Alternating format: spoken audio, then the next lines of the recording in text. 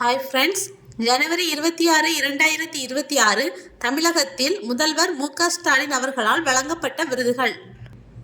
கோட்டை அமீர் மத நல்லிணக்க பதக்கம் பெற்றவர் திருப்பூர் மாவட்டத்தைச் சேர்ந்த கலிமுல்லா.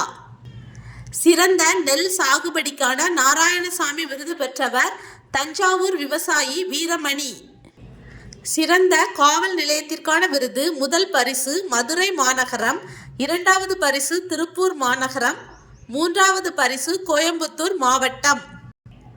காந்தியடிகள் காவலர் பதக்கம் பெற்றவர்கள் நடராஜன், விழுப்புரம் மண்டல நுண்ணறிவு பிரிவு காவல் ஆய்வாளர்.